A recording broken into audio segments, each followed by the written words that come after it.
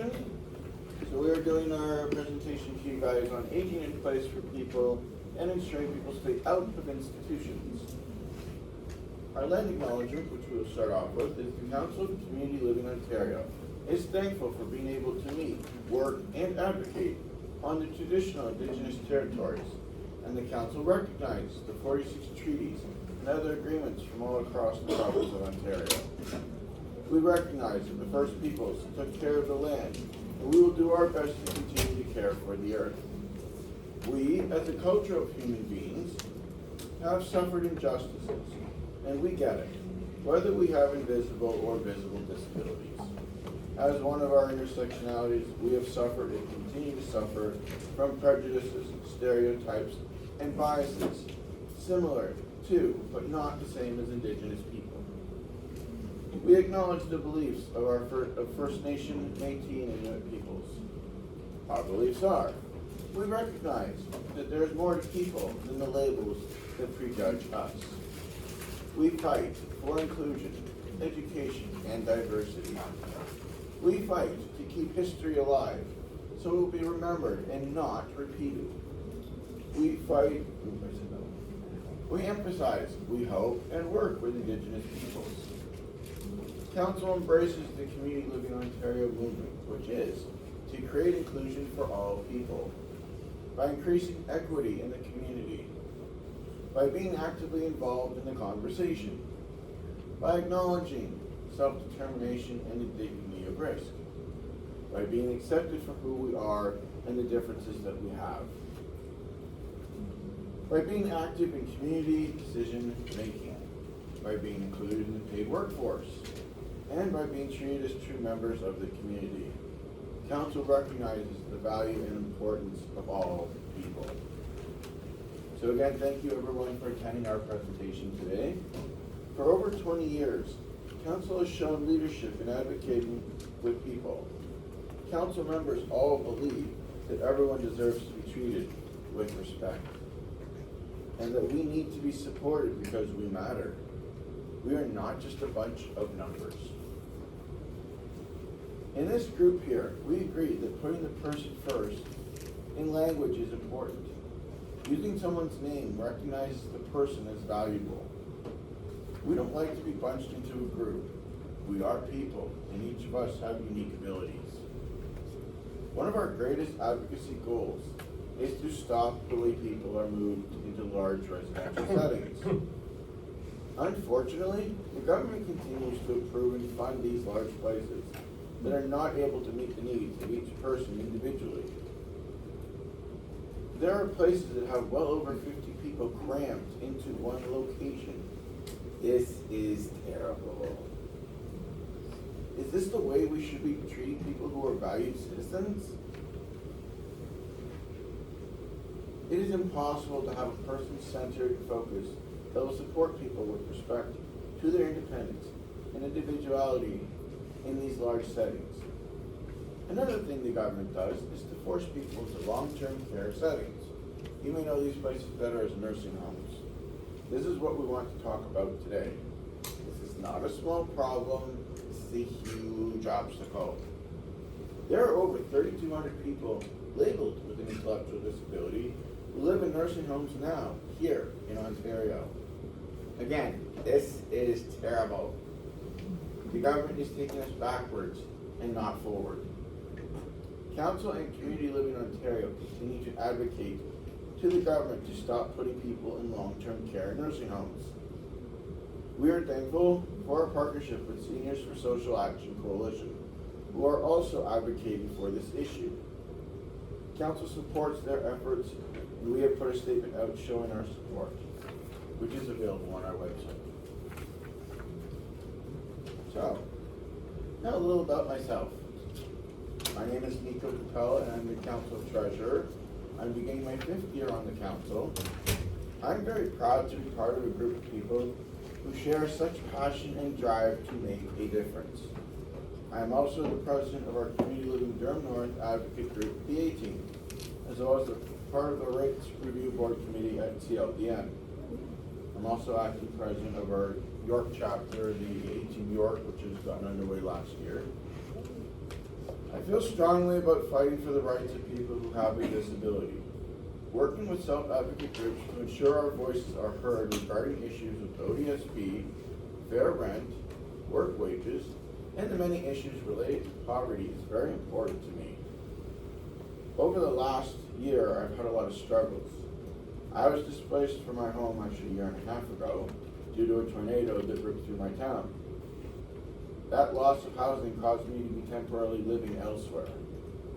So, for temporary reasons, that lasted about a year and a half of being displaced.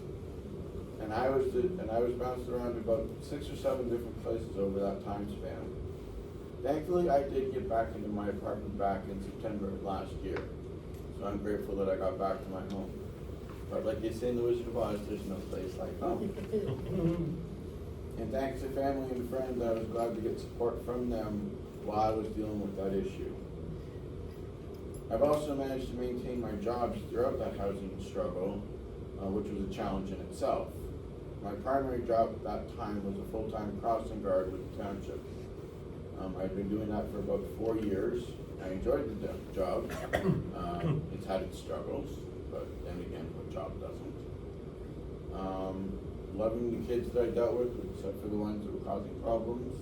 You can't have one without the other.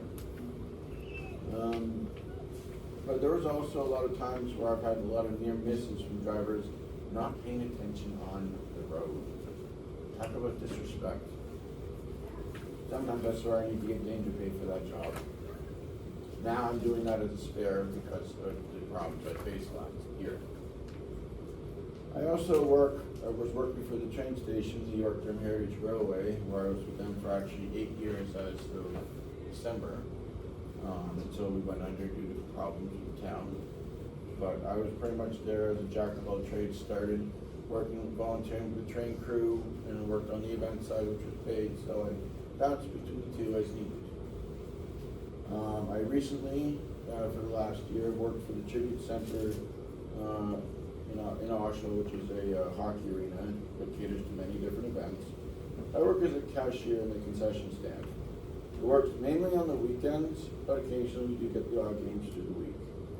So that time spent, I was doing a lot of work in the week.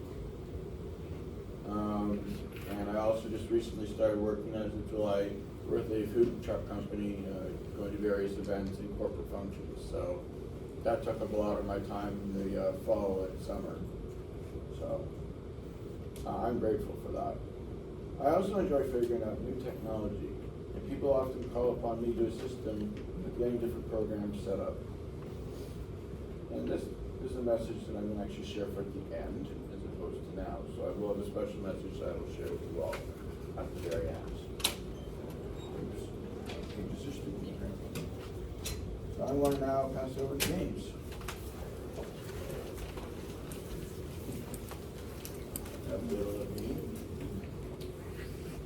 Hey. Yeah, he's a golden doodle, non-shedding, hyperallergenic. You like horses? You like horses? Oh, yes. Horses are a huge life. Hi, my name is James Taylor. No, not that James Taylor. A little bit about me. I live here in London and work as a receptionist at Community London. I've been married to my wife, Kelly, for almost 21 years. Several years ago, my wife was diagnosed with dementia. Due to her decline in health, she now lives with her parents. I spend time with her on the weekends and as often as I can. Since my wife was diagnosed with dementia, she needs help with everything now, such as feeding herself, getting dressed. Her family and I read her books and put on movies she's seen many times. I go forward is very hard because she could have been aging with me, and having a loved one with dementia is very difficult to cope with. But I understand and renew things that she once knew. This is very difficult for both of us, but I look forward to seeing her, and I feel good when she recognizes me and is happy to see me. I love her very much, and I'll always be there for her. I am a strong advocate for people with development disabilities. I'm a long-time member of the New Vision Advocates group supported by Community of London, and I'm currently the secretary on our executive board. I'm happy to be here today as a past council member. In my spare time, I like to keep active. I bowl, I golf, and I do powerlifting with Special Olympics. I also used to go to the YMCA. However, I found since I physically active in my spare time, I also get older, my energy a lot lower than what it used to be. I found after participating in physical activities, most of my energy is used up when I get home from other daily tasks as my body feels strained. The more I age, the less energy I have. Recovering time for things such as muscles takes a long time to heal and repair.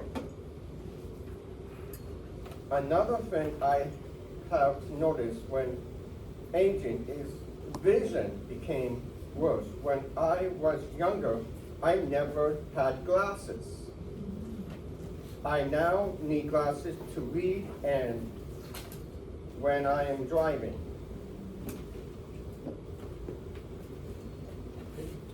Over you, Robert. Yeah. So I'm actually going to ad-lib from my speech because my speech is basically off the CLO's council's website. So I'm Robert Smith. I am on my third year on council. I am a council secretary. I am also the vice president of A-Team York. And I also sit as a guest delegate on A-Team Durham, in the process of starting up my own group in Northumberland, where I'm located, which is about an hour east of Toronto. I am also a very avid sports person. I didn't put a picture in, I should have. But I play sledge hockey in my spare time. Been doing that for about 5 years. That's a lot of body strength. So if you get a chance, my suggestion to you is go to the London Arena and watch the London the sledge hockey team play, or go to your nearest place wherever you live and watch sledge, because it is the best sport to watch. I also am a DJ. I've been DJing for 12 years. So I'm one of the ones that, yes, I am a very good one. Get in behind, once I get the headphones on and get in behind the table, yeah, I don't stop dancing, because that's part and parcel. I'm also a very, very avid advocate for people with disabilities, have been all my life. I was born 15 weeks premature. I was a premature baby. I want you to take the palm of your hand for a second. Just take the palm of your hand. Okay. Now, my head was here, feet were here. I was 7 pounds. I was a 7-pound baby. I was very, very tiny. I was 7 ounces? 7 ounces, sorry. Trust me, I get it mixed up, I always have. That's what happens. But I was a very tiny baby. My parents were essentially told that first 48 hours are critical, may not make it. This year, I just had a huge milestone. My birthday was at the end of February. I officially turned 32 years old. It is one of the biggest milestones for my parents because I wouldn't be here. When I joined the council, I got to meet Judy, James, and Niko.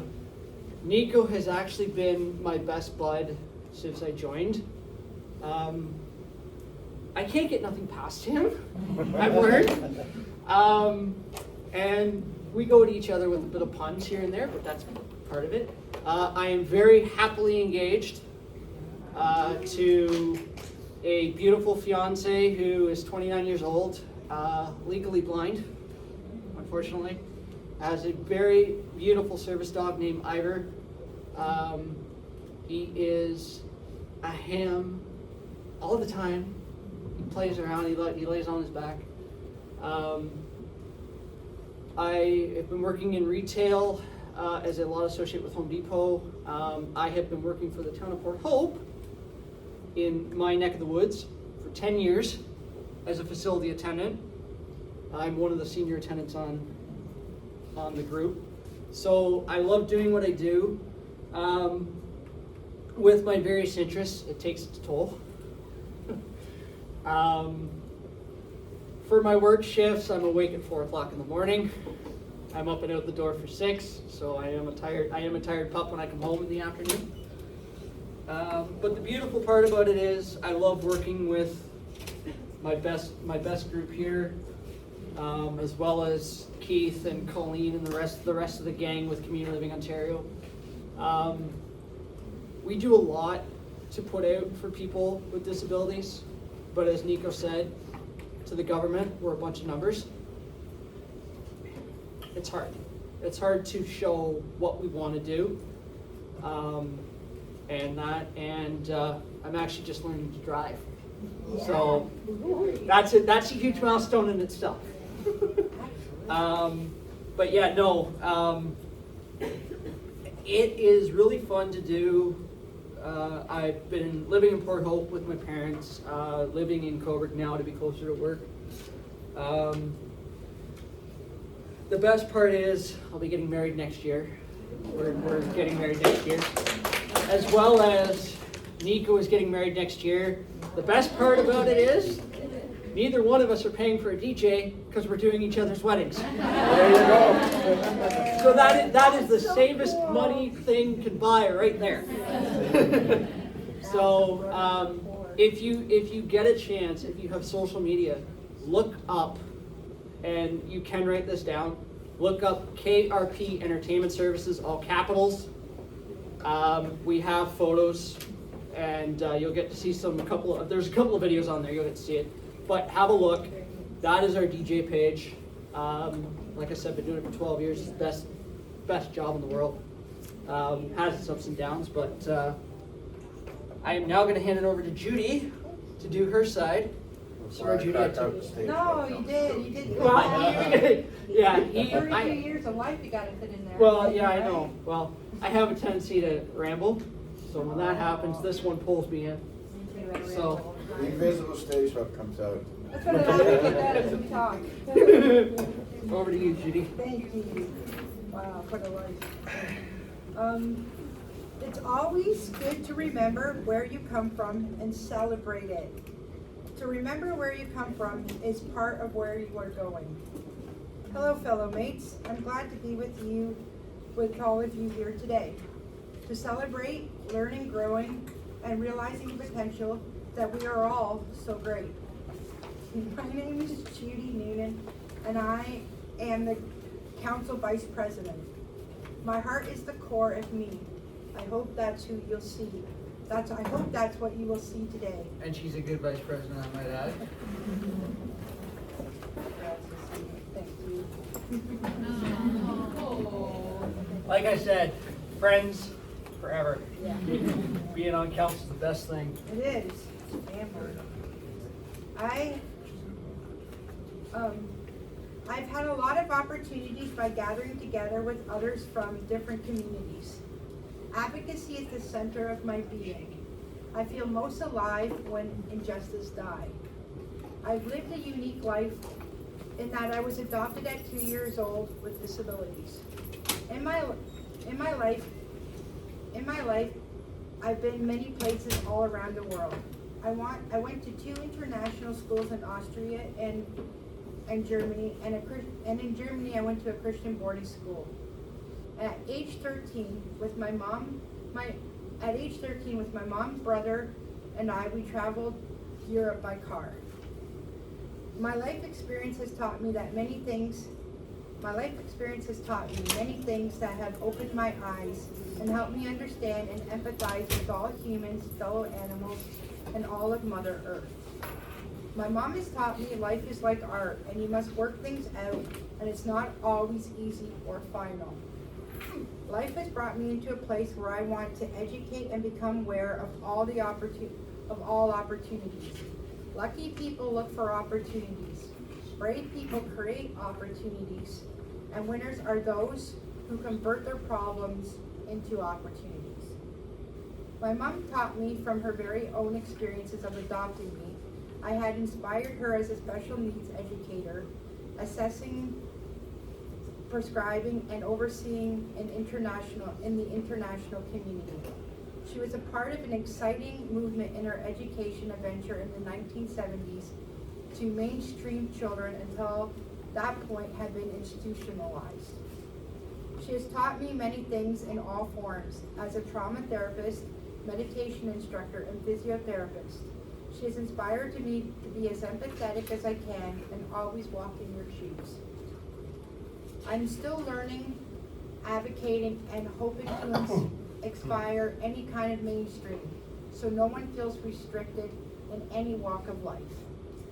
I do love cultural customs and traditions, as my stepdad, who worked at the United Nations Relief and Works Agency, was extremely committed to causes of social justice, and doing what was right for everyone was really important to him. His love of life and his carefree, generous spirit enabled him to fiercely enjoy visiting many parts of the world, engaging friendships in all cultures and walks of life. He has inspired me. My dad is retired as an educator for 39 years. He's taught me a lot too.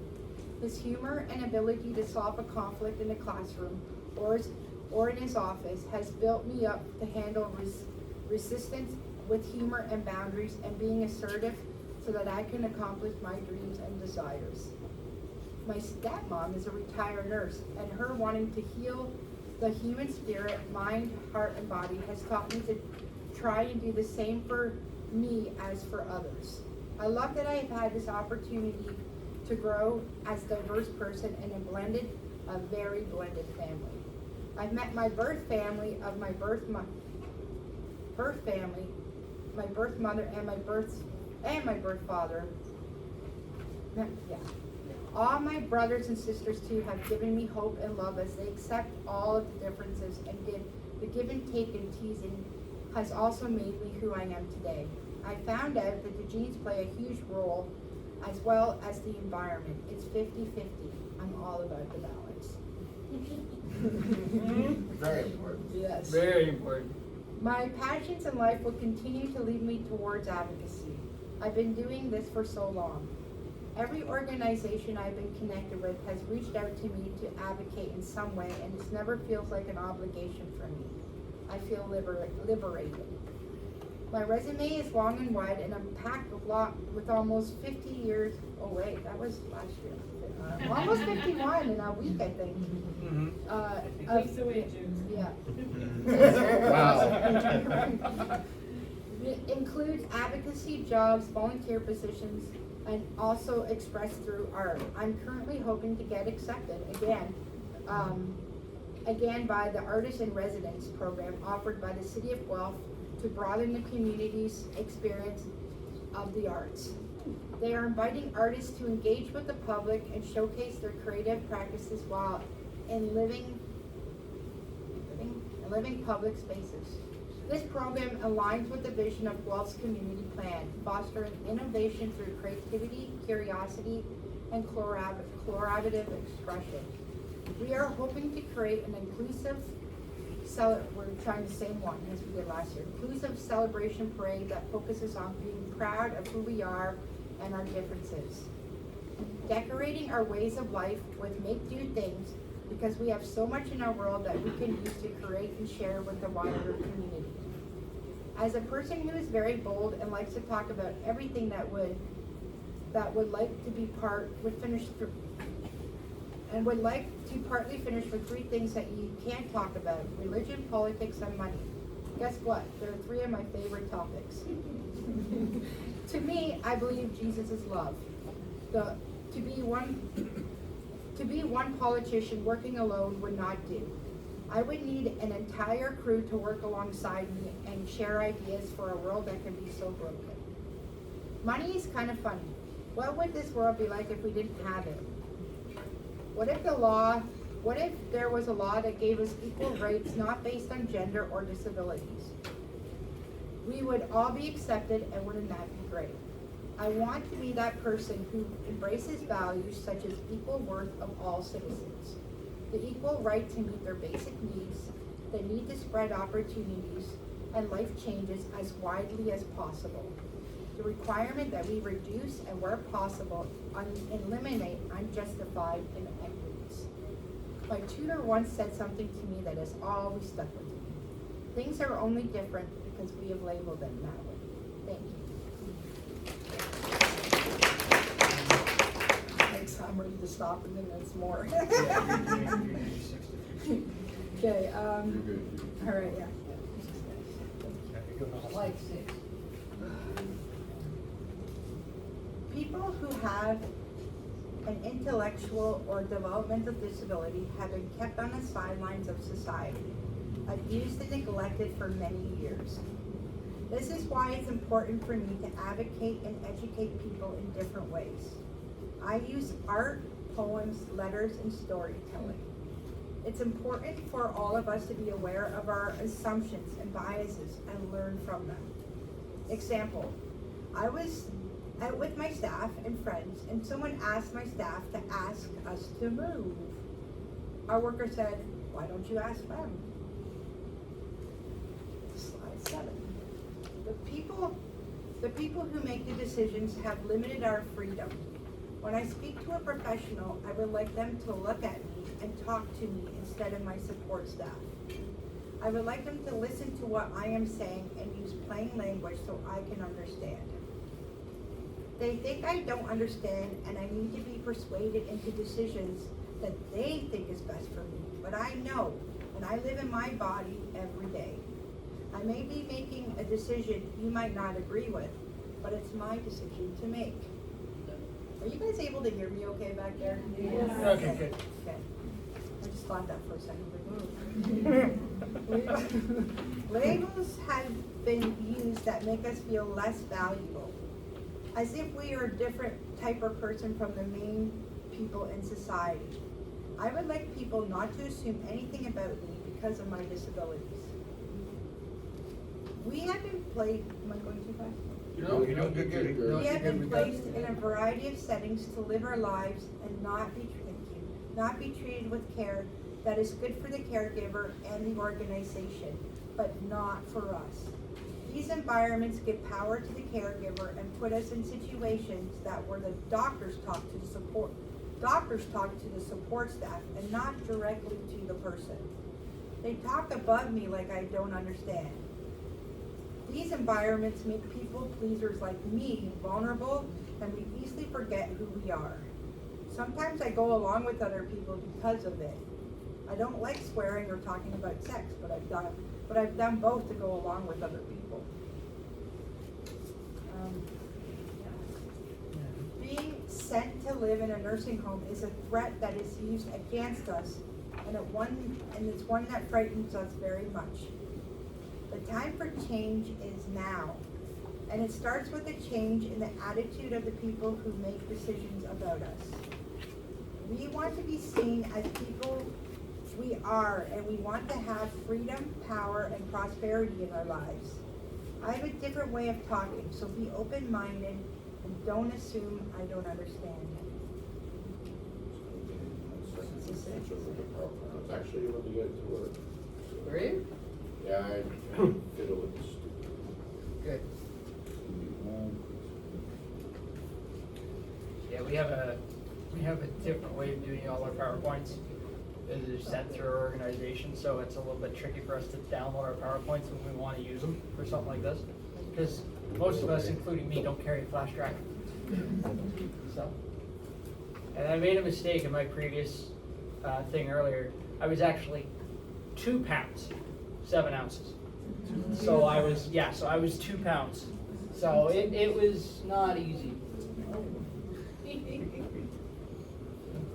15 weeks. Is it 15 weeks? 15 weeks. Yeah, 15 weeks. Yep. 5. Yep. Almost 4 months. Yep. Not easy. No problem. But I will say this though, as I'll fill the void, is having a disability was very hard for me, and it still is all through high school. All through high school. I was bullied. I was bullied. I couldn't do what most people could do, but thankfully I had a few issues through high school, and I was in grade 9 going into 10, and I had a few issues, and I had about 4 grade 12 students that actually provided protection for me, because I was essentially at my house, at my parents' place, and I was basically walking to go visit a friend, and I was ambushed. So didn't take long for them to hear about it.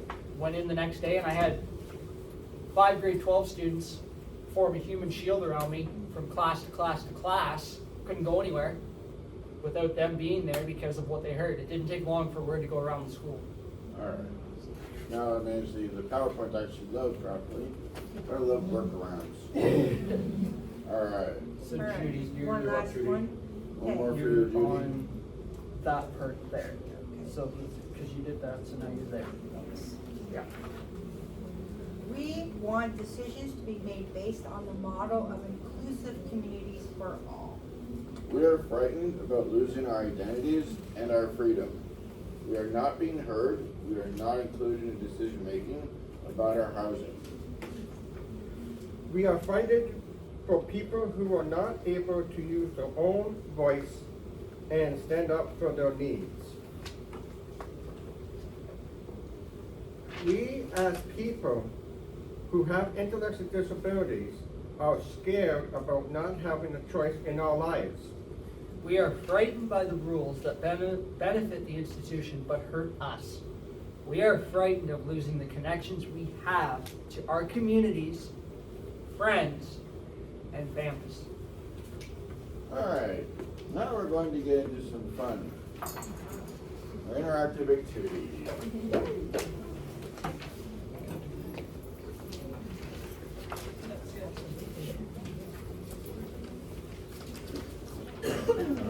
Okay. Keith is stopping. I know, but that's your script for the Oh yeah, my meeting. script, okay. Yeah, Yeah, well, hand it you over. or Keith can help me send those out. Okay, yeah. How many do we got in the classroom? Amanda, how many did you have? That's okay. You know what, Robert, I think we're gonna make this easier. Given the fact that everybody's more or less spaced out, let's just use this as a dividing line. It makes it a lot easier than trying to go 1, 2, 1, 2, 1, 2. Ones, twos. Unless you want to do it. 35? I can do It's okay, because it's a different color, I think. Alright, well then we'll do it differently. We'll do it in the Yeah, script. absolutely, thank you for asking. Okay, so what I need and what I'm going to do is I'm going to do 1s and 2s.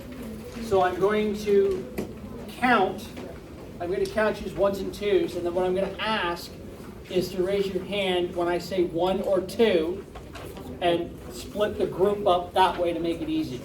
So if you're a 1, put your finger up with a 1. If you're a 2, put your 2 fingers up so we can tell the 1, 2. difference. 1, 2, 1, 2, 1, 2. Ones, put I your know where fingers I up, had and to twos. stop at. But not yet. If you've been numbered, put your fingers up with what Yeah. you are. Hold up your And then number. keep them up at If number 1 you're and a number 1, 2. hold up 1. If you're a 2, hold up 2. One, 2, 1, 2, 1, 2, 1, 2, 1, 2. Keep those numbers up, it doesn't confuse me.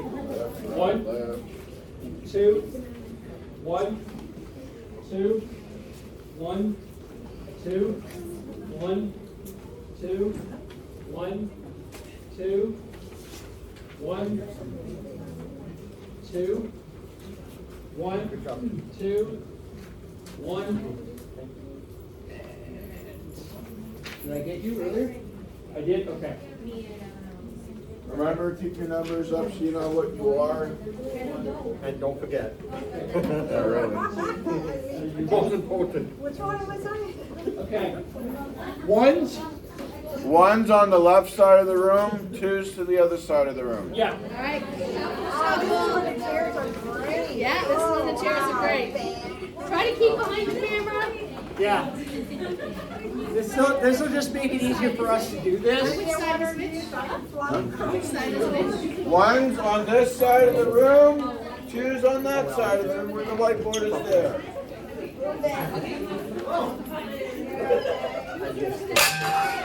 Oh, wow. You good? Every time. Okay. There's always a flying water bottle when we play this game, isn't it?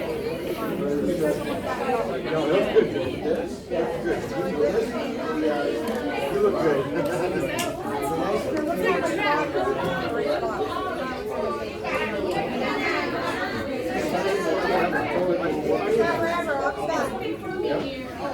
And I think Have you ever done that? That would actually help me. Alright. All right. Okay. So, Hold on, Robert. Wait. Hold on. hey. Once you guys are on the designated sides, the worksheet that has been put out in front of you, you have 5 minutes to respond to the prompts in the worksheet, and your time starts now. We need a little bit more time. We might give you a little extra time, but Yeah. 5 minutes is the basis.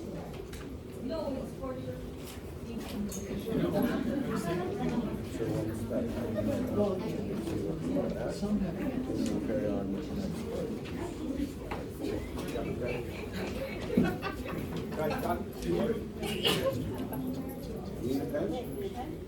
I don't actually know. Bring the pens already. Let the lead out. Yeah, I remember, that's why correct, that's why I corrected it. Mine's only Bluetooth, so it doesn't have a file.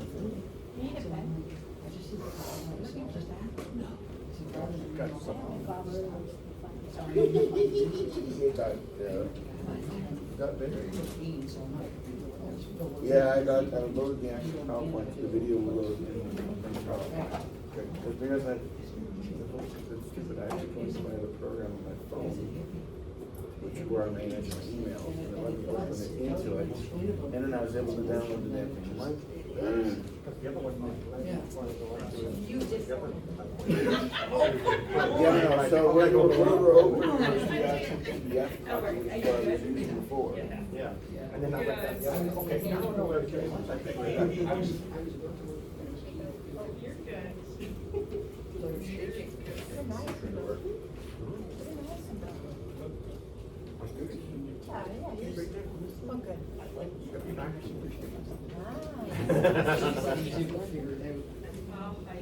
Better than So down and forward, up and back. Yeah. Okay, so we need to make it appropriate. Yeah, we'll make it appropriate. Ask you to come down. You can do it. I'll be bringing chocolate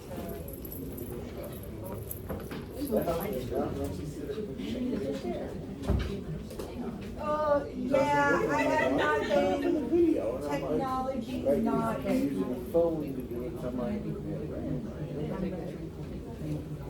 Oh, my technology, really? No. Well, if you guys do happen to finish, just let us know. technology, I'm ready to break it. And if you are done, just raise your hand, then we'll know when you guys are all done. Yeah. Yeah, just raise your hand, it's just easier than holding up your sheet. Miranda's tired. It's black stream. Ah, gotcha. Hey, we got you at the end there.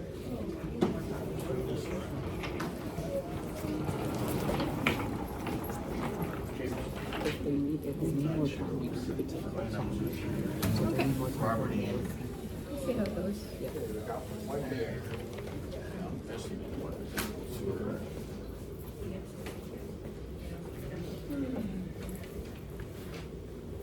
Yeah, when the wind comes, I had to.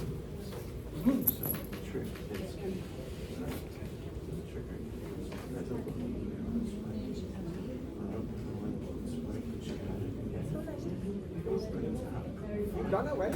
Yeah.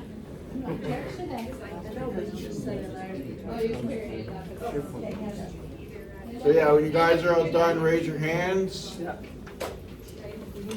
If you need more time, just let us know Yeah, if too. you need more time, just let us know, we'll be good too. There are a couple more people still working, that's fine. Yeah, that's fine. Just let us know when you're Yeah. all done. Time is tick, tick, tick, tick. Stressful, baby, pressure. Don't make me go, Ah, don't make me go through stooge on you. Like a test dog. Oh, that kind of pressure.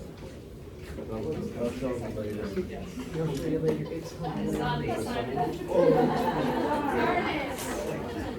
Darn it! I don't think that was the assignment for today, right? You guys already did this assignment the first week, you remember? So for those, so is everybody finished now? If you have, give us a hand up. Yeah, give us a If hand you're all up. done, raise your hand. Is anybody not done? The ones that aren't done, raise your hand. Looks like they're all Awesome. done. Sorry, fans. All right, James. Okay. Yep. Okay, so he's gonna ask 3 or 4 groups. Yep. I can go out there like. What are you groups? Oh. Okay, what do we kind of? After 5 minutes, I ask you 3 groups to share some of the things that they wrote down. So So Start they with- share what you wrote down. we'll start with group 1. And No, group we don't one, really got, we forgot to put you guys in groups, but I mean. Oops. Well, Okay, those who wrote 1, what did you guys write down? yeah, We'll do it that way. So a few of you guys can share what you wrote down. yeah. Go on. Go Okay. ahead. Go ahead. My name is Gibbs. Your name is not the paper, just It's all good. Okay, I live at London Street, London, Ontario. I live with my 3 children and my sister. I love bread, egg and tea at breakfast. I like going to the mall and the fields to play football. Activities I love is playing football, shopping, and dancing. Sometimes I love listening to music. When I go shopping, I buy fruits, vegetables, as I'm a vegetarian. I hang out with my friends at times. We can gist, listen to music, play music and dance, just to have good time. Sometimes I go to bed around 10 p.m. or 12 a.m. When I retire, I plan to have a daycare center. I love children. It has been my desire to open a daycare center where we take care of children, like what we call a stretch. Yes. So that's what I desire to have.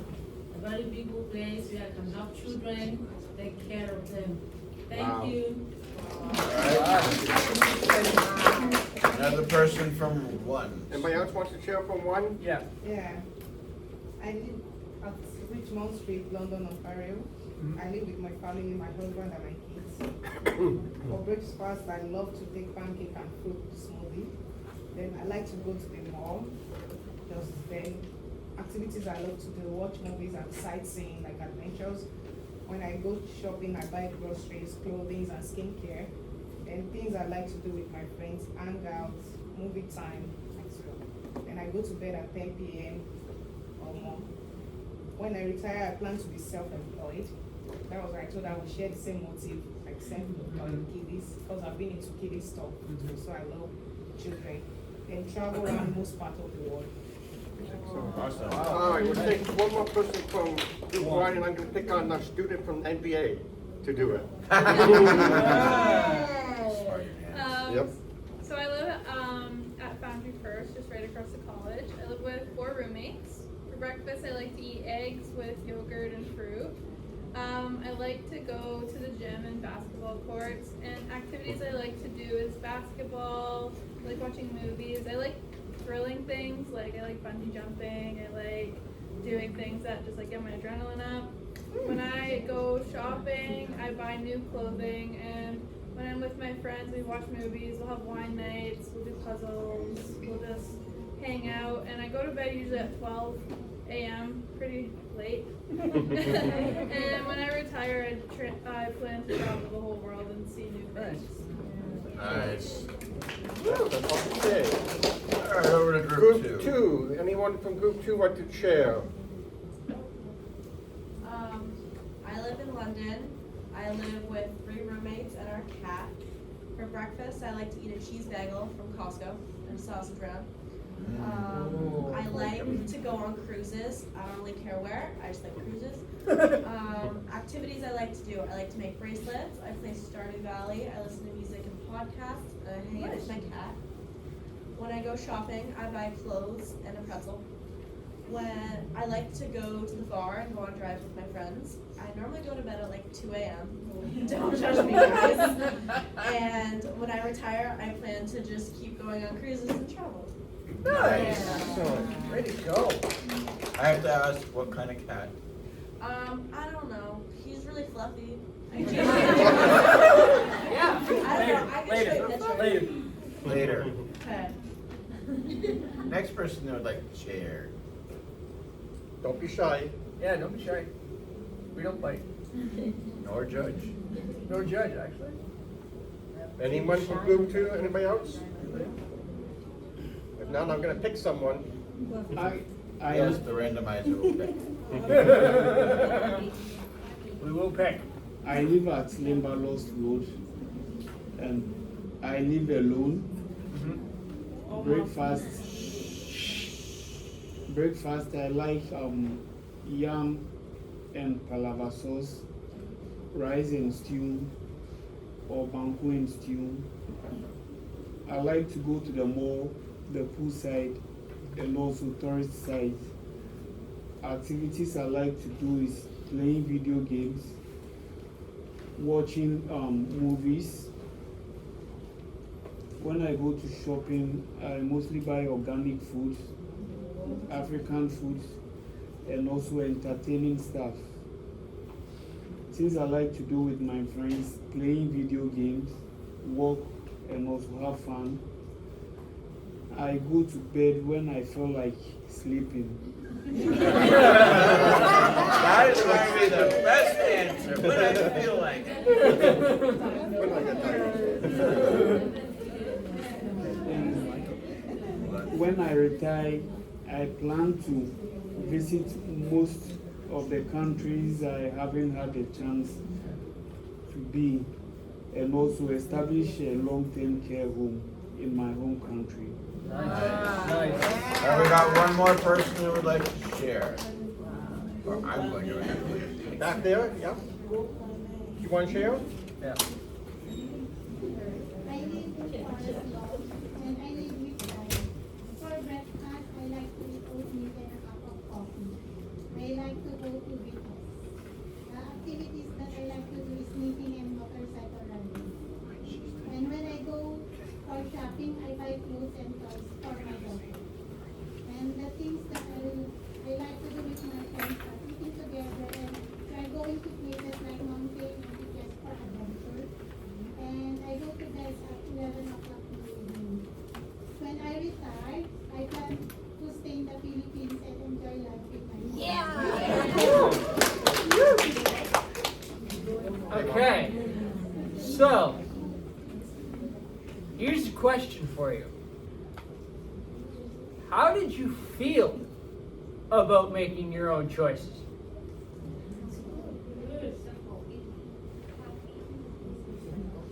Okay.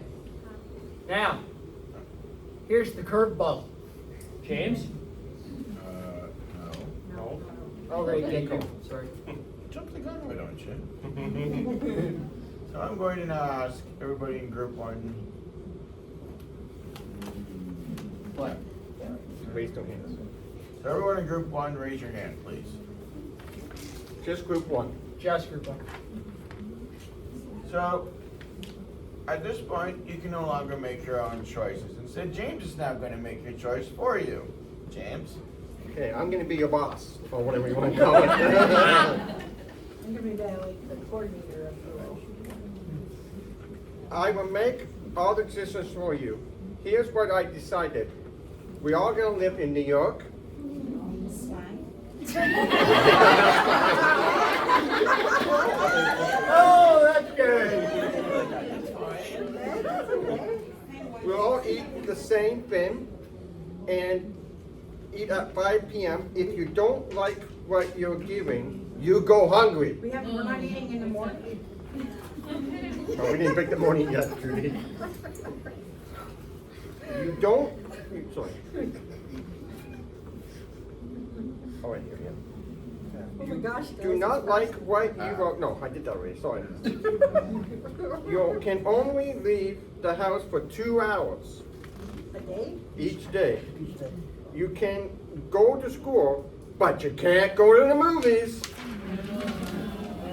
What? What kind of place is this? You are only allowed to hang out with people that you live in your home. Can't live up in friends. Family is everything.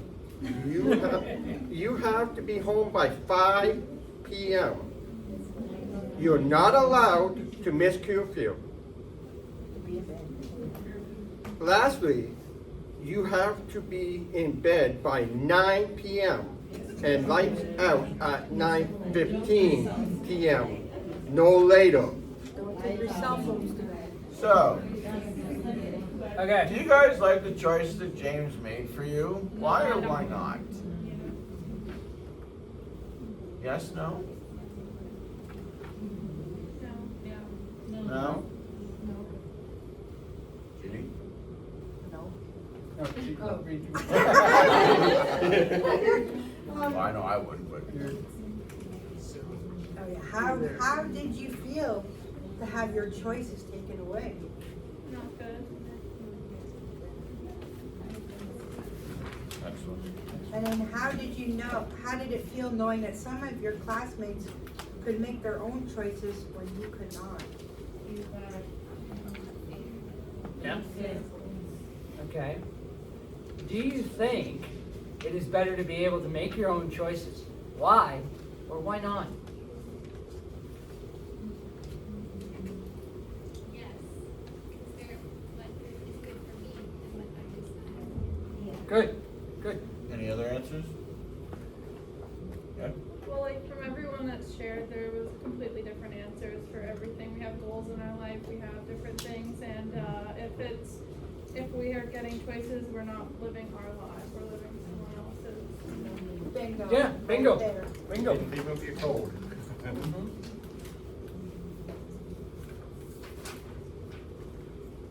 Yes. Even though that was a game, this is the reality for many people. They do not get choices where they live or have freedom to where they choose. What are some ways society items, choices for people a little bit with intellectual disabilities?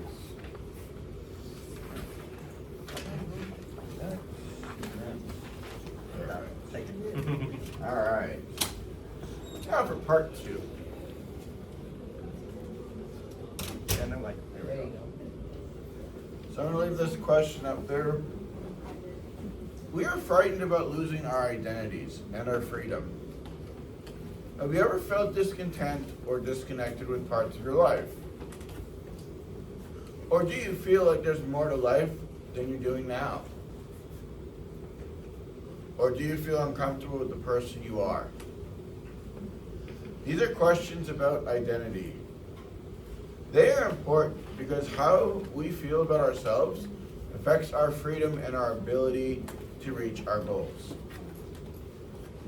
How we feel impacts our ability to speak up for ourselves.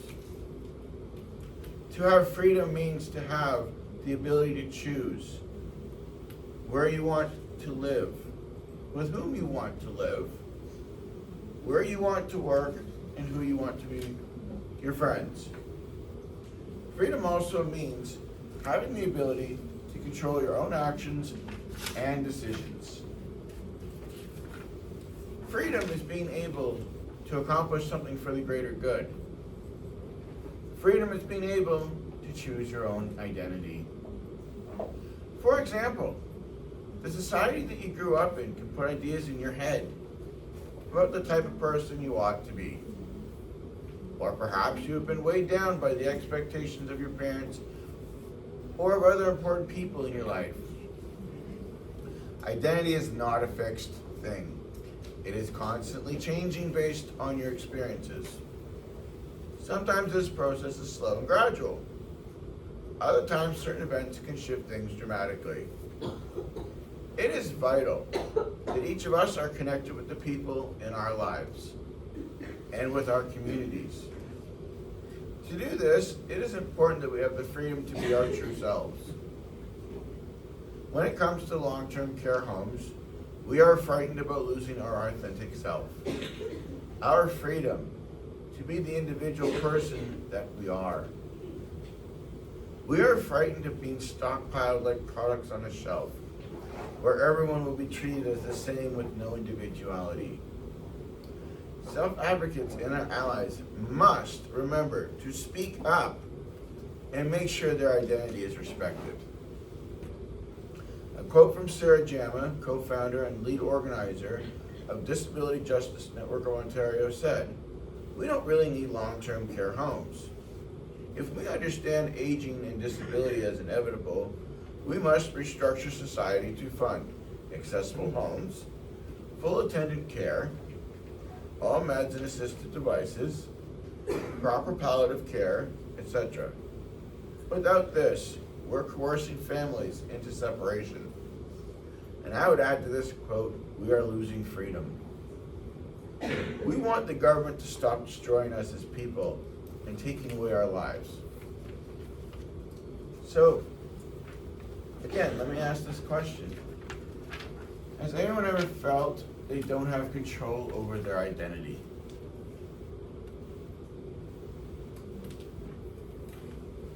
Anyone? Yeah? When I was a child, there's just certain things that in my life just was what it was. And I did get bullied for that, so it was just a very big part of my identity. But then as I got older, I got to deal with it how I wanted to deal with it, rather than the way I was taught to deal with it or told to deal with it. Mm-hmm. So I kind of took control of that. Nice. Anyone else?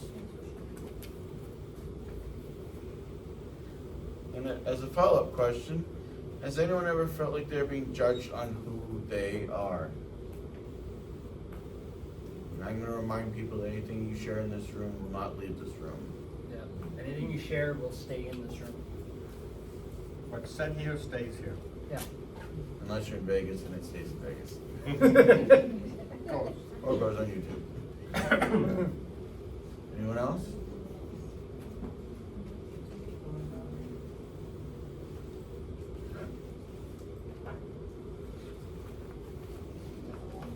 Yeah. We are not being heard. We are not included in decision making about our housing. When it comes to long-term care homes, we should always have the right to choose where we want to live, with whom we want to live with, and it is our choice, despite what others may say, and we have the right to be heard no matter what. It shouldn't be up to others to decide for us. We must be included in all decisions being made. We have the right to a dignity of risk to make decisions that affect our lives. No one knows our thoughts and ideas or our feelings like we do. It can be difficult for someone to explain why they want to do something. They still have the right to try. Think of someone who lives in a group home.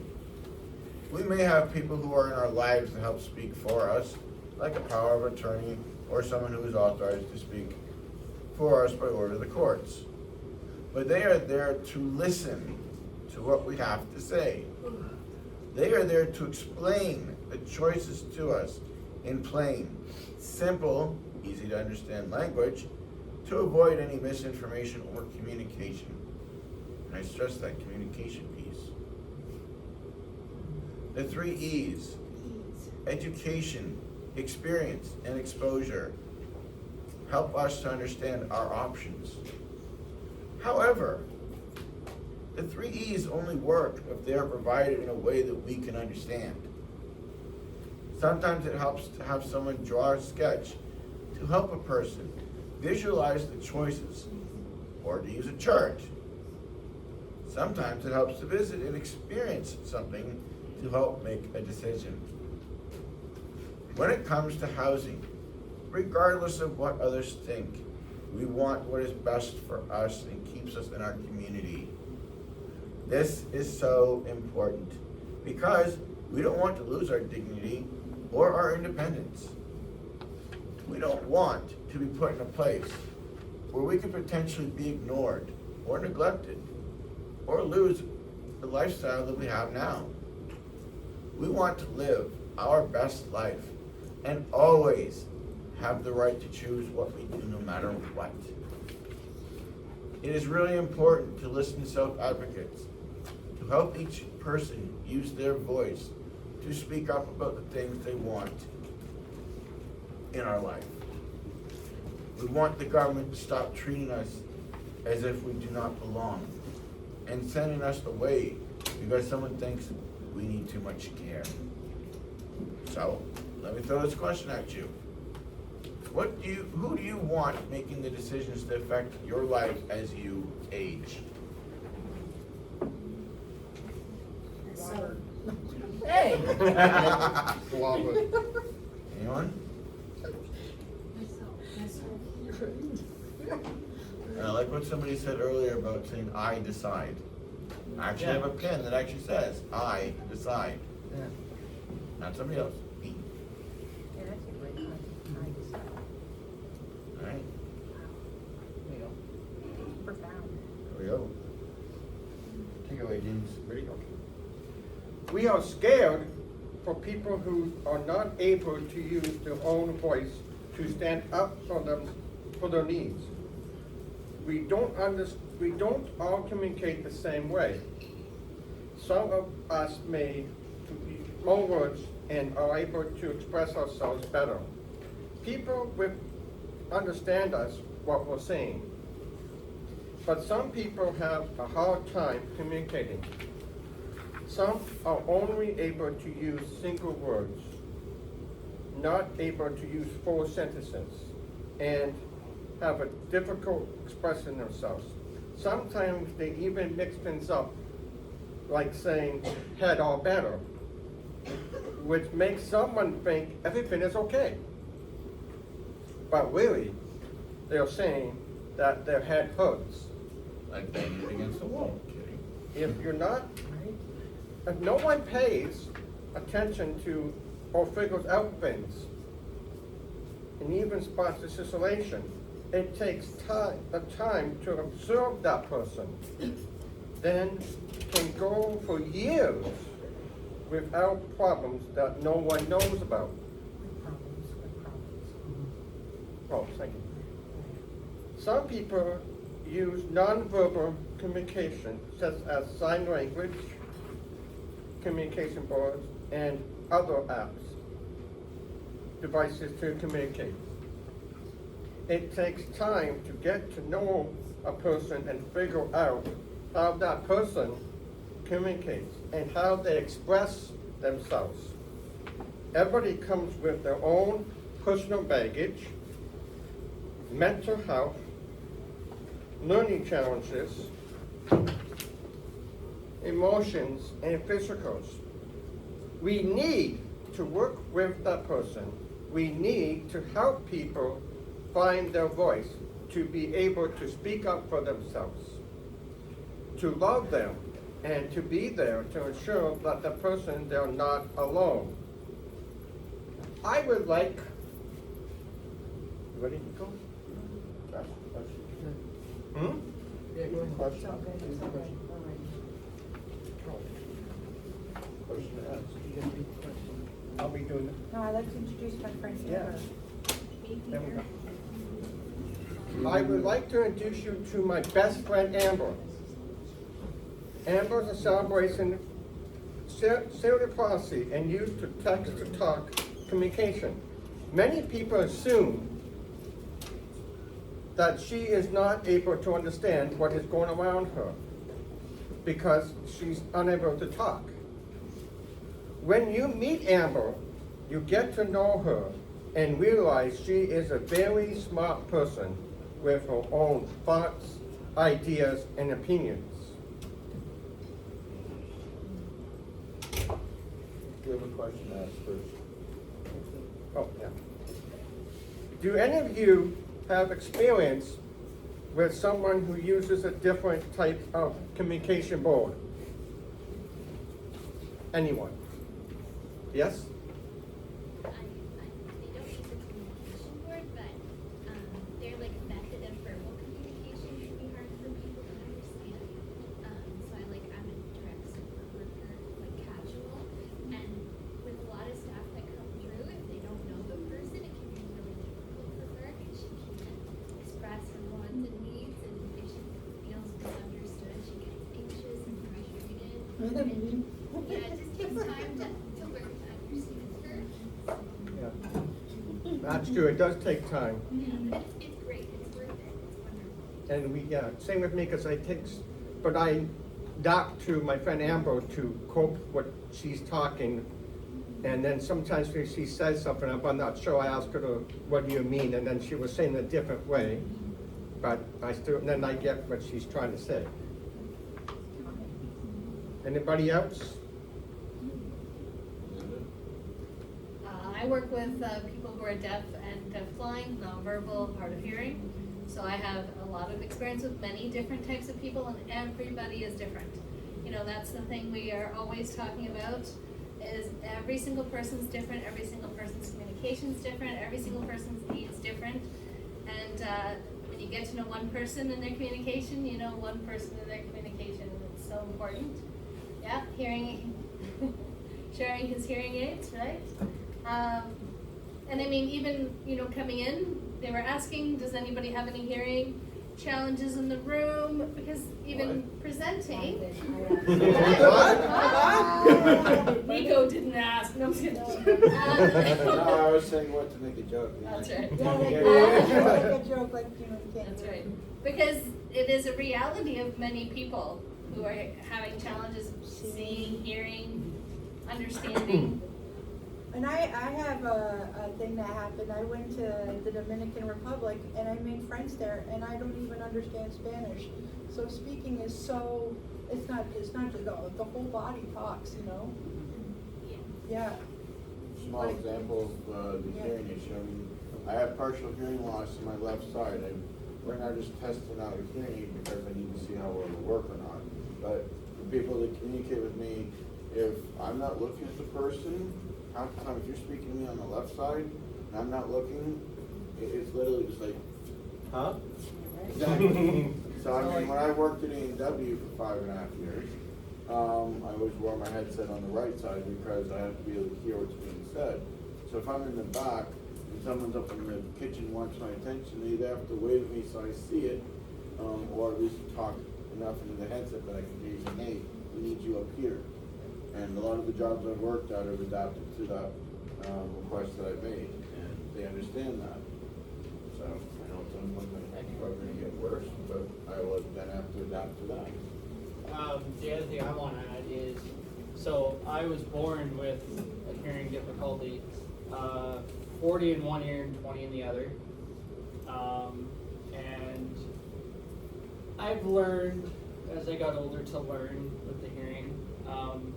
One rule that I always do, and that most people frown upon this, is when I DJ for a living, I have a tendency to stand up in front of a speaker and I stand there for a good 20 minutes, and that's just to test the sound out of it at the level that it's set at. And yes, that's damaging to my hearing, but regardless, my hearing's damaged anyway. How much worse can it get? Yeah, that's it. But the other thing is, and what I'm learning is when the hearing aids are out, and this is what most people don't know, is when you take them out at night and you are clinically deaf or deaf, period, you lose all sense of hearing. And the only thing with me is, the beauty is I have a system that at the house that is it's a alarm clock with a bed shaker. And it's just a small little unit, about yay big. And when the alarm goes off, it shakes the bed. And the only problem is if you have family and friends over and you set that thing off, you can hear it above the dining room table. So it's loud. The other thing is, you know how we have smoke detectors here in Canada? Yep. Okay. So the unit only works with a smoke detector that is 3 beat intervals, not the fast ones like a normal smoke detector does. This is a single beat that's probably about 2 seconds. After the third, the unit goes off and says fire, and then it says it toga in Spanish. It's the same thing in English. So it says it. That's And like the kitty alarms. I have the same one in my yeah. kitchen. So with the adaption that is out there now, it's a lot easier. For me, before I knew about the hearing aid, none of my family knew I had a hearing problem. None. I didn't have hearing aids. I went to the cemetery one day with my aunt and my dad. My dad's like, go stand 30 feet over there. And this is the reason. Try and talk to me from over there. This is the reason. I'm gonna look at you. I'm just gonna. Robert, come here. How's it going, Robert? Robert. Can you hear us? Robert. That's the difference. I take them out, I can't hear you. I put them in, I can hear you. The only difference is when I have them in, sound is amplified a lot louder. And it's even worse when there is high-pitched noises that are. Can you hear me now? Yes. that are a lot higher than a normal person's ear can hear. So like the higher tones, like a dog's ear, like what a dog can hear, of a higher pitch that humans can't. That's the difference. Kind of like a dog whistle. Yeah, so like It's a dog high-pitched. whistle. So the difference with hearing in different tones is when you go for when you go for the hearing test and get done, and you can't hear the tones, you hesitate. And you find it harder now with your parents. Your parents start to lose their hearing. They find it hard to hear. They can't hear what they used to hear. So that's the difference with hearing. She's getting louder. You know, and to have Rather than somebody, a family that's Italian. yeah, to have somebody like Amanda that works with people like that, it's a huge help with people that have hearing difficulty. And I will be honest, I can't read sign language. I don't even know sign language. I'm learning, and it's a lot harder. So that's the difference. So as you get older and you meet people that wear hearing aids, you'll start to know why they have what they have and how they can adapt. Yeah, my wife had hearing aids too, and when she was in school, the teacher would talk to her for this machine, but the teacher forgot to turn the fan off and took it to the student lounge, teacher lounge, so she could hear everything that the teachers are saying in this lounge.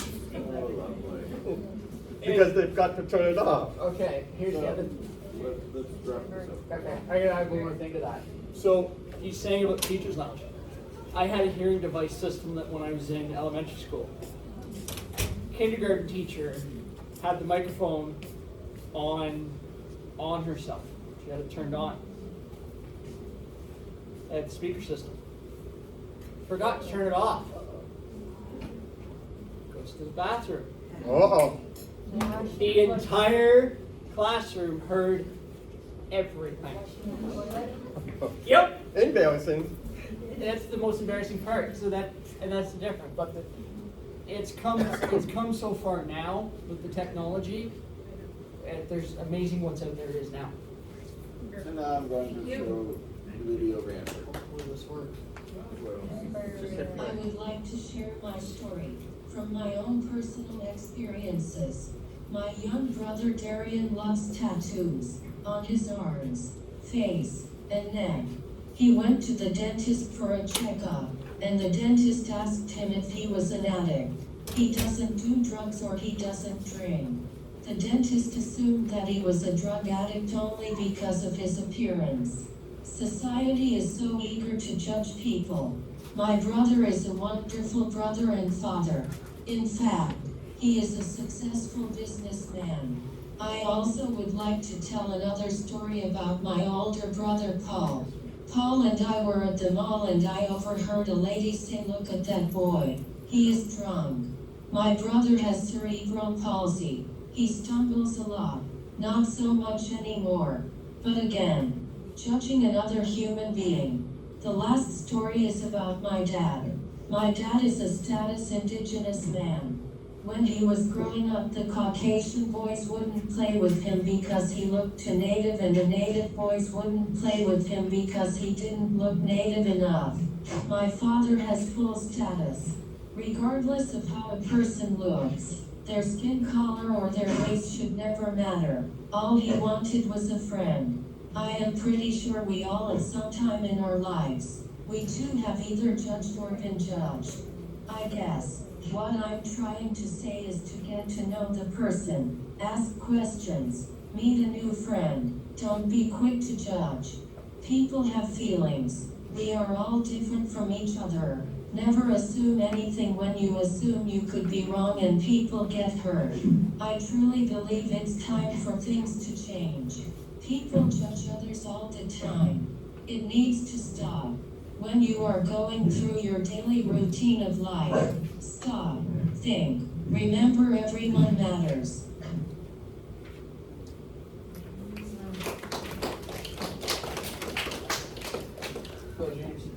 All people are different, including people who have intellectual disabilities. People are not the same. We like different things, different foods, and different backgrounds.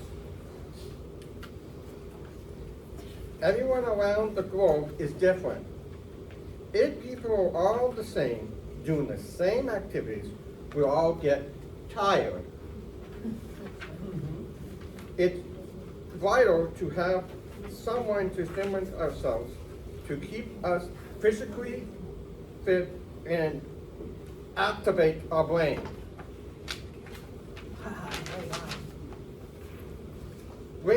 Being different is being unique. Everyone, including people who have intellectual disabilities, play a very important role in life. Being different, that's who we are as people. Being defines diversity. As humans, we are all interconnected around the world. Individual people who act to the best of their abilities, that best is for them, of us. We need the ministry and agencies to stop segregating the placements in long-term care institution is a choice. They are not a choice. I would like to ask you a question. What would your life be like if you didn't have a choice? Anyone? Anyone? Yes? I wouldn't like it just because I'm the person that needs routine. I'm in my notes, I have to write down daily what I want to do. And I feel like if that choice was taken and I couldn't do exactly what I wanted to do in the day, then I would feel scrambled, and I just I wouldn't want to be doing things that I'm not wanting to do. And I your day would basically be all over the place. Yeah, cause Yeah. like I need to have it the way I wanna have it, and even like small things could like throw me off. So if Yeah. someone was making my decisions for me and everything, I wouldn't be able to. It'd be very hard for me. Yes, I can relate to that too, because in my life, you know, I like to go to bed at different times. And if somebody said, okay, you're gonna go to bed this time and every day that time, I would just say, I would just lose it. Because, you know, everybody has their own choices, how they do things, how they run their lives. Anybody else? I'm gonna pick on Keith. Yeah. What would my life be like if I didn't have any choices? Yes. Got it. I don't think it would be very good, and it's almost a very difficult question for me to answer, because I'm so used to living a life of having choices. I keep on thinking I want to tell the joke that I'm married, but I was going there too. I don't think that's true. I don't think A that's lot true. of the times it's not true, but my point is, I think that having choices is something natural, right? And it's difficult for us to sometimes understand when a person doesn't have a choice. And sometimes we think, oh, that person doesn't have a choice when they live in a group home or a large institution, because they're not capable of making choices, and that's wrong to think that way, right? Yep. Because all people, as you already pointed out, all people have the right to make a choice, and all the people who want to make a choice, not just have the right to make a choice, but want to make choices. It's just a natural way to live. It almost has to be an artificial thing to take choice away from someone. You almost have to go out of your way to not give choices to people. So. When it comes secondary, like, things happen to you, you have mental health and everything, and then you think that person's grumpy, but really inside it, you got no choice taken away. Yeah. And you're dealing with other things. You know what I think is really weird is when you, every couple of years I have to do this, I'm fine, but I have to do this medical test, right? And they bring it, I get brought into the hospital, and people, nurses are very nice, but they carry on conversations amongst themselves, professionally and socially, like, what'd you do last night, da, da, da, da, da. Happens at the dentist too. They just talk away to themselves, and it's like, you're not there. Yes. You don't matter. They move you from one area to, not the dentist, but the hospital move you from one room to the other, and you're thinking to yourself, where am I going? Or can I ask? I don't want to interrupt their conversation. Yeah.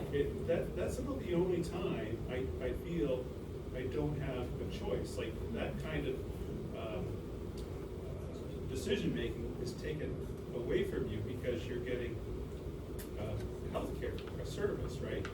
And a lot of people that live their whole lives in a group home or an institution, they never see the outside. At least with my experience, I know I'm going to be out at the hospital in a couple hours, and my life will go back to normal. But it's a weird sensation for people to be treated like that, like you're not even there, right? So That's like we don't matter. Thank you for saying that, actually, because that happens. And before he reads the second question, Robert's an example of that with his other half, because she had a finger injury which has not been healing very well. They went to a clinic in Curtis, was seen by the people there. They said, okay, you need to follow up and go over to the hospital in Oshawa. So they did that, and they had a very poor experience because the doctor that they were dealing with said, oh, there's nothing wrong with you. You're too healthy to have this kind of problem. Yeah, and he literally forced her finger into a position it should have been. Yeah. And he was very unkind. I literally heard this like within an hour after them getting out of that place. And she was so pissed off about how she was treated that she actually reported it to the hospital board because of the mistreatment she had. That goes to show that we have the right to have a choice in how we're treated. And the fact that a nurse practitioner or a doctor would attempt to say, oh, well, there's nothing wrong with you, you're too young for that. I'm sorry, who are you to judge someone's history?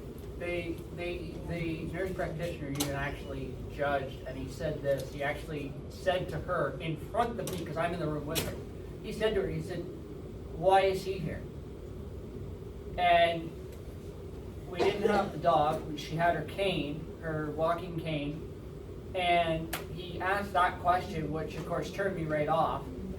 But she was supposed to be seen by the doctor firsthand, period.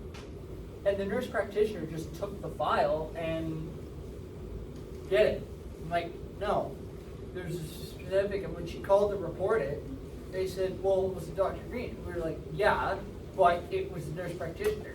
So the only problem is though, we won't know the outcome of it, but that's how bad she was mistreated that I wanted to say something, but I'm like, if I say something, Is it gonna come back and bite me? is it gonna come back and bite me, or is he gonna ask me to leave, or is he gonna have security escort me out? Like that, I wanted to step in, but I kind of just had to stand there and let it go.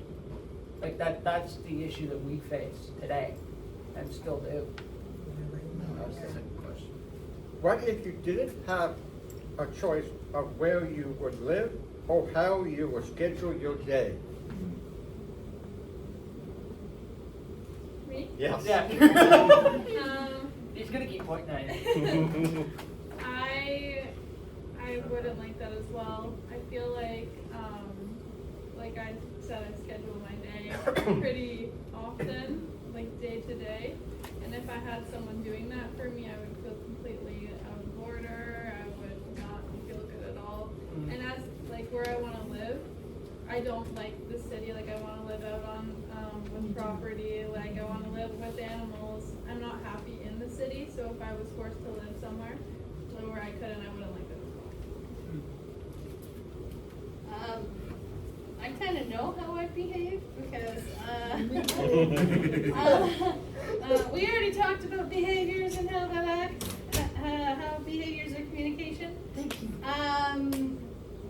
I was under simulation many years ago, and I was given the direction to not follow the directions of the person who was supporting me, and the person who was supporting me was trying to feed me something. And I got so angry, I pushed it away, got up and walked away, even though I was blindfolded and I had ear things in. And I didn't know where I was going, didn't know how I was getting there, but I was not staying there being told what I could do, what I was going to eat, or how my day was going to be. Wow. And I knew from that minute that how I felt with it. And I've seen other people shut right down and just do whatever they're told or stop engaging completely. And so, you know, behaviors, communication, if somebody's upset and having a hard time, it's because something's not okay with them. And often it's the choice. It can be medical, it can be biological, it can be mental health, but often it's the control, the choices, and the options in life. Yes, and then trying not what people are saying too, people that lived in institutions didn't have a choice. They all had to take a shower together. They didn't have a choice. Okay, you want to step us out, you can. They all had to shower at the same time in the same place, and they didn't have a choice about separate showers. And yes. Yeah, so like my grandpa was in residential school and he also, same thing, he did not have the choice where he wanted to live.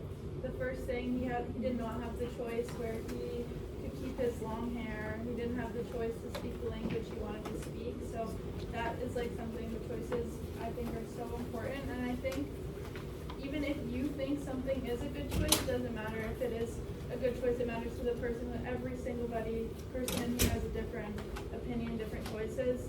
You can't force your choices on someone else to make it think that it's good. Anyone else?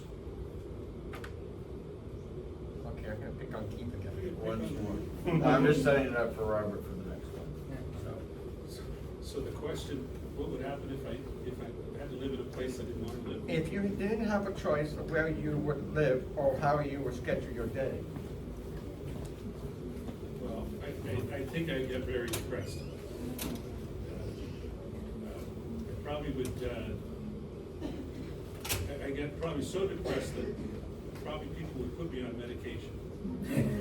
Seriously. Yes, they would. Yeah. And that's what happens to people, right? Yes.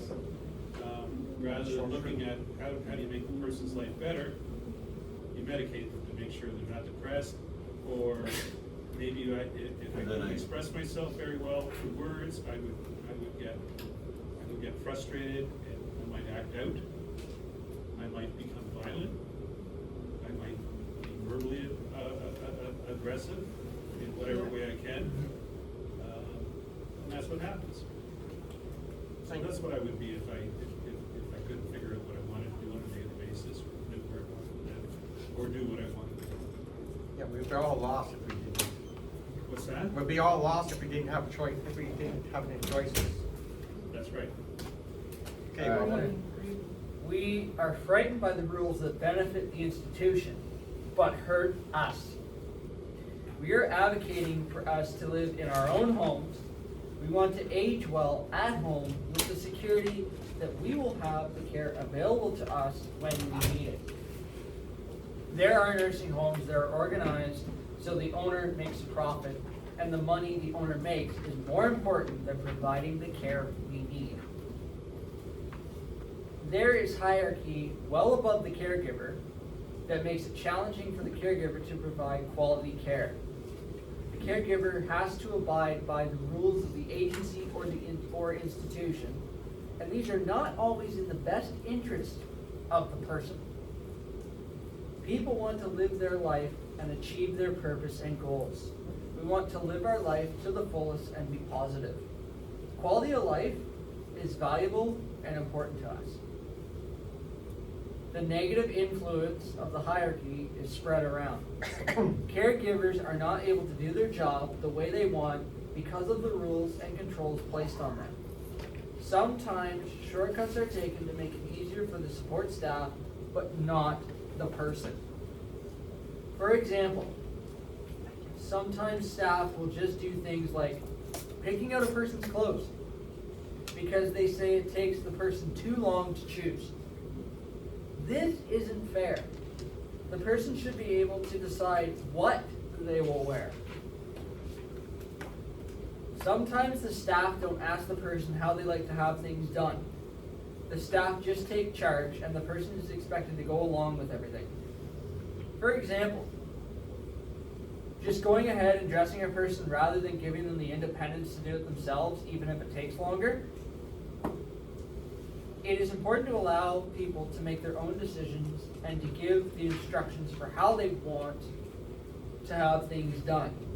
It is important for the person and the staff to work as a team. And I say this dozens of times, and trust me, it never works. There's that communication factor. It is hard to work to help a person to be independent, and it is challenging to get people out and active in the community. But it is worth the effort. We are important people.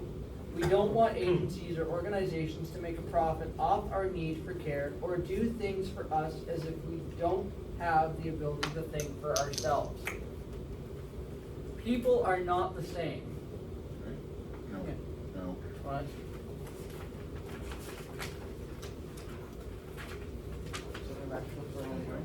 There we go. Okay. Wait. Think ourselves. Okay, we need the ministry to stop. To stop using us to fill up the beds in nursing homes. Here's a question for you. What would it be like if someone was making a profit off of you?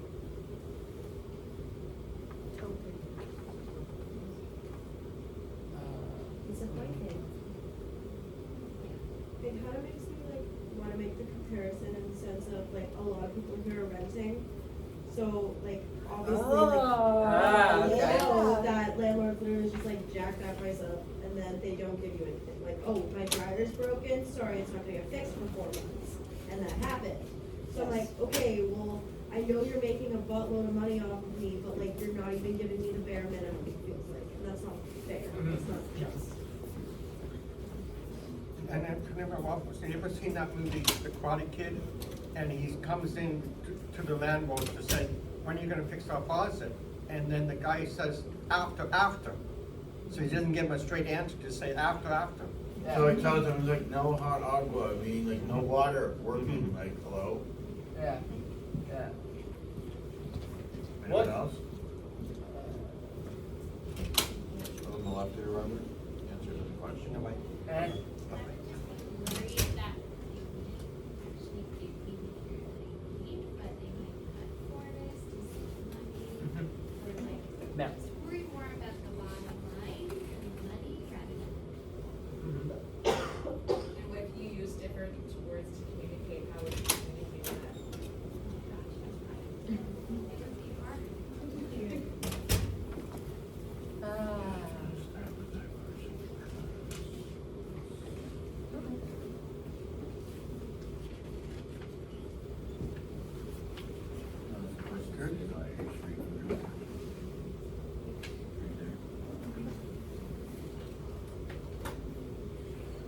Okay, another one for you.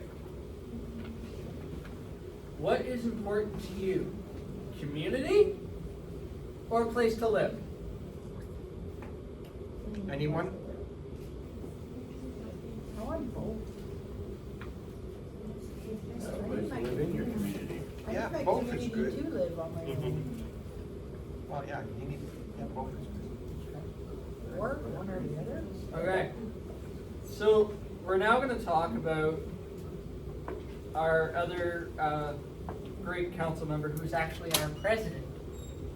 Who's currently away in Tobago. Talking to government about disabilities that.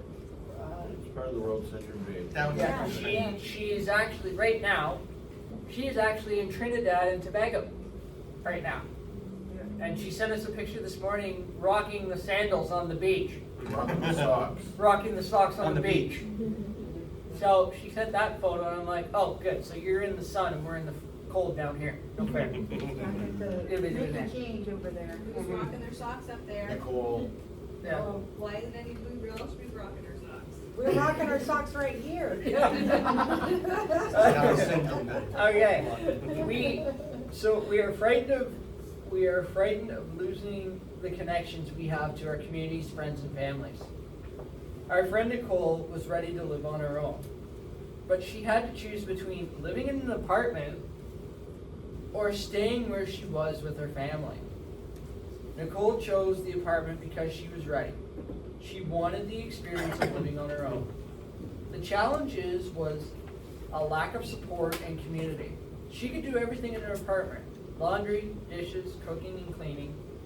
Her family lived a half hour away, out of town, in the country. Her apartment was in the city, and she didn't have anyone close to her for support. At college, the teachers knew her, and the students were polite and nice, but she was never included in any study groups or invited to go out with them. They never got to know the real Nicole. She was alone. It was the same at the pool and the cross-country team that she ran with. It was okay with people that she was there, but no one got to know her. She was just there, but not part of the team. At her apartment, she tried to be helpful by reaching out to others. It was like she was supporting the people at her building, but no one watched out for her. No one got to know her. They just said hi in the hall and walked right past. No one checked in on her. They just assumed she was okay, but she wasn't. She was crammed right into her apartment, as if because she has Down syndrome. All she needed was to have an apartment. It was like having friends and companionship was not important.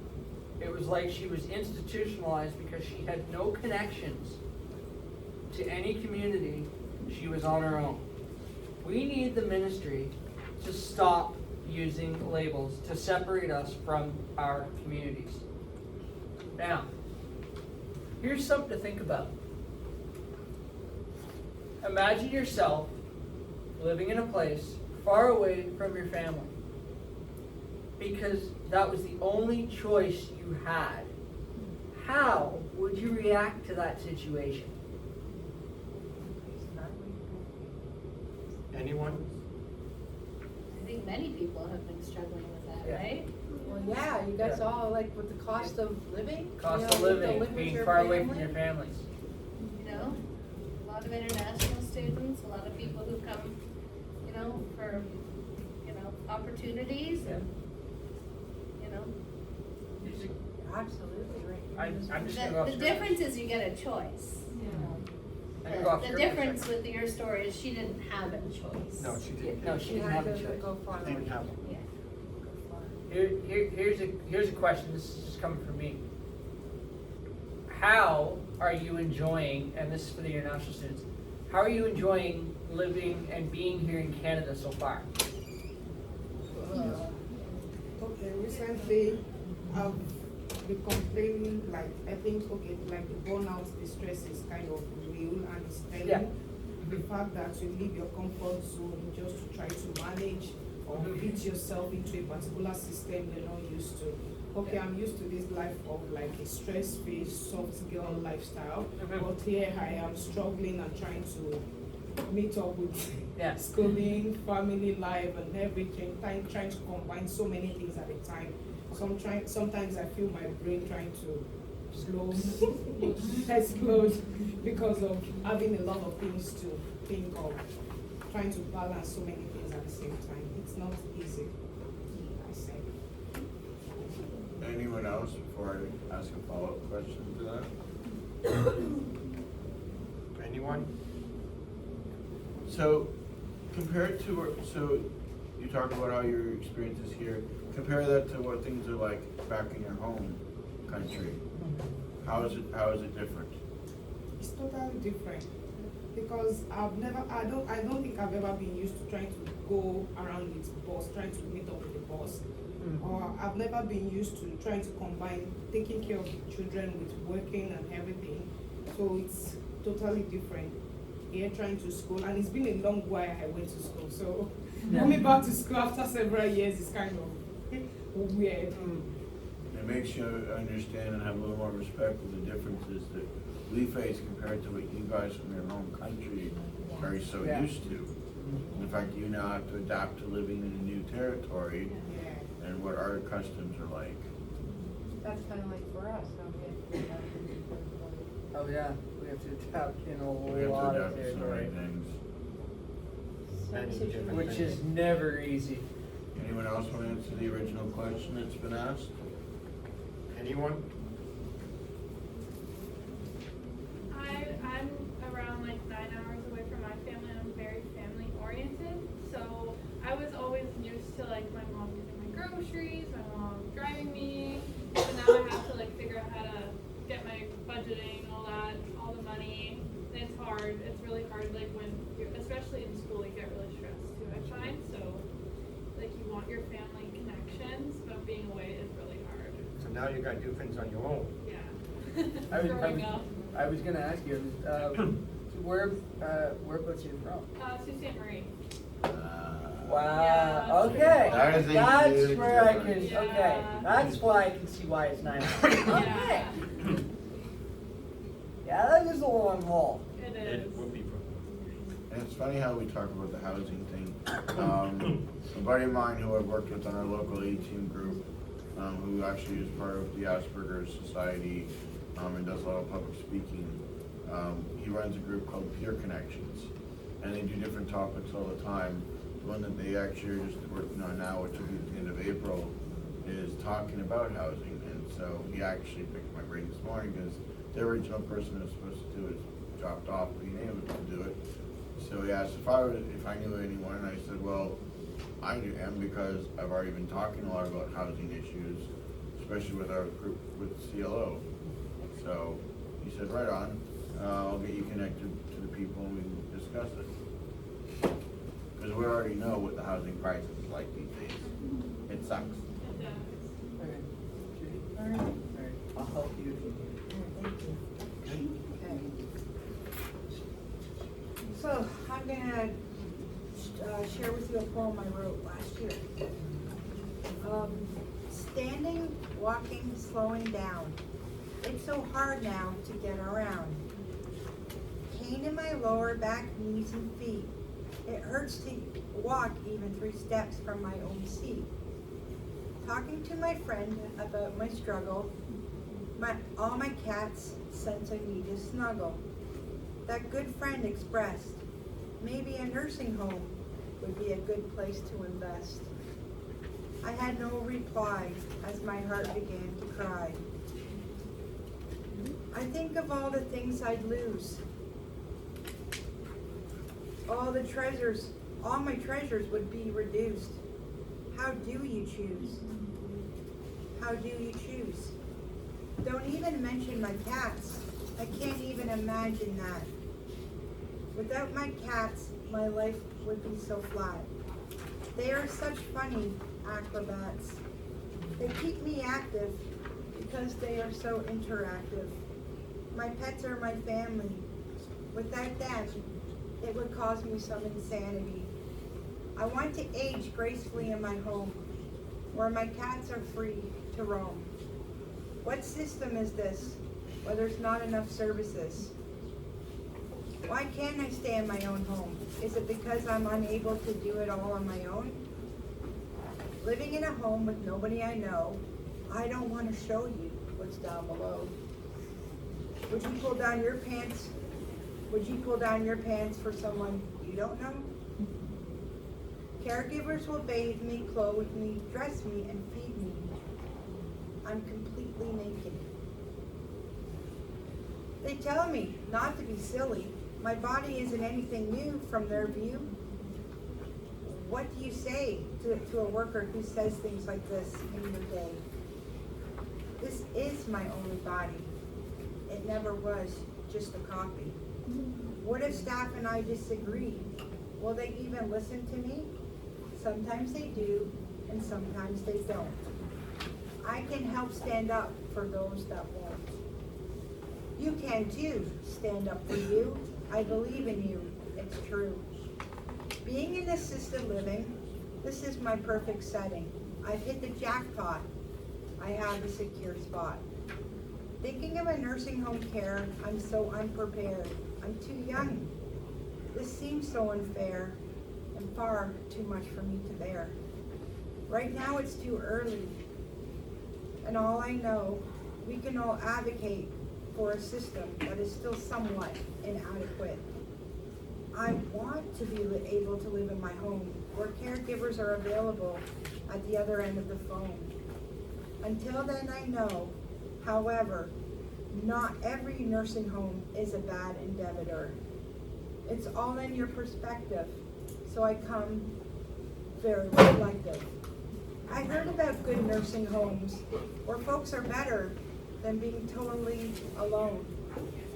Having hope and positivity, I have some objectivity. A nursing home would be my very last move under that roof. Until then, I want to make a change. Together, we can change ideas that will rearrange this system that is so strange. Where people with developmental disabilities are moving so young into these facilities. We aren't alone. This is what I've always known. Social justice will be ours to own. Thank you.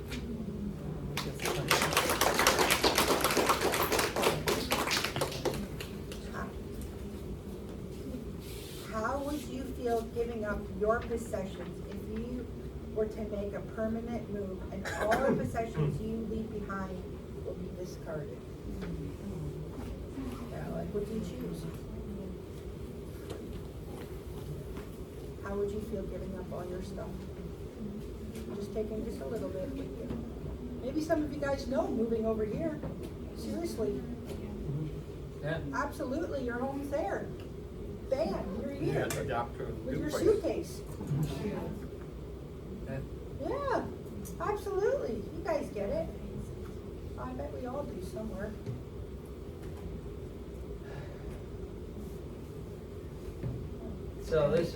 So these are the next steps.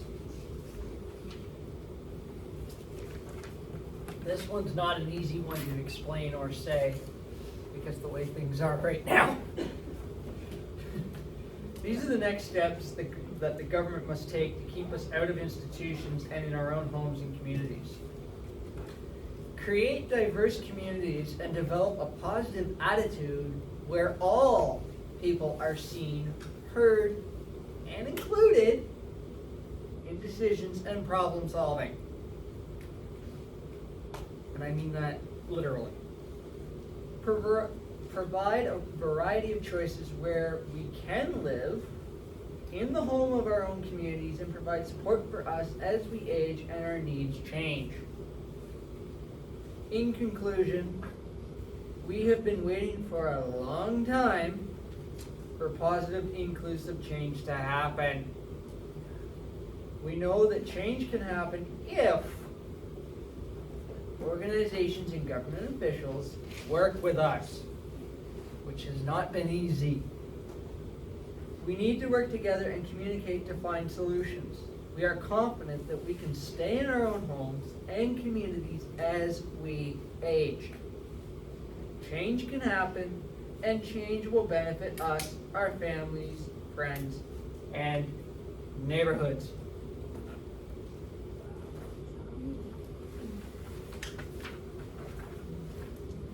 So I would like to say a huge thank you for allowing us to be part of your class today.